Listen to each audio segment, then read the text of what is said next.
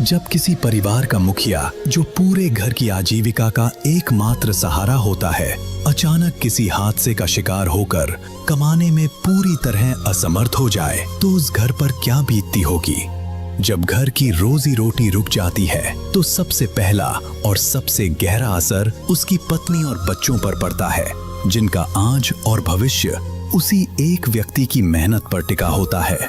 दर्शकों, हिमाचल प्रदेश के जिला सिरमौर हरिपुर धार क्षेत्र के छोटे से गांव सैल में एक ऐसा ही परिवार रहता था, जो समय की इस भीषण मार को खामोशी से झेल रहा था। इस परिवार के मुखिया जियालाल जी, जो घर के एकमात्र कमाने वाले सदस्य थे, एक हादसे के बाद काम करने में पूरी तरह असमर्थ हो गए।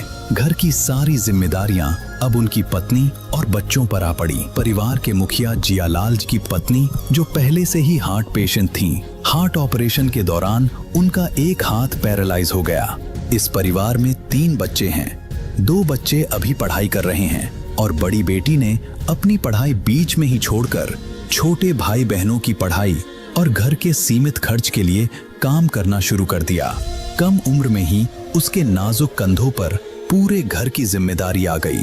लेकिन दर्शकों, इसी अंधेरे, पीड़ा और निराशा के बीच संत रामपाल जी महाराज जी की अन्नपूर्णा मुहिम इस परिवार के लिए उम्मीद की एक उजली किरण बनकर सामने आई।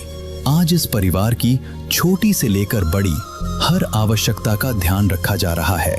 भूख, बीमारी और बेबसी से जूझ रहे इस परिवार को सिर्फ सहारा ही नहीं मिला, बल्कि उनका सबसे बड़ा सपना भी पूरा हुआ।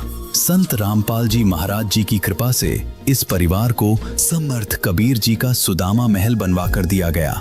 एक सुरक्षित छत, जहां अब डर नहीं बल्कि सुकून, सम्मान और आत्मविश्वास के साथ जीवन जीने की नई शुरुआत है। अन्नपूर्णा मुहिम की विस्तृत जानकारी के लिए आप अन्नपूर्णा मुहिम YouTube चैनल पर विजिट करें।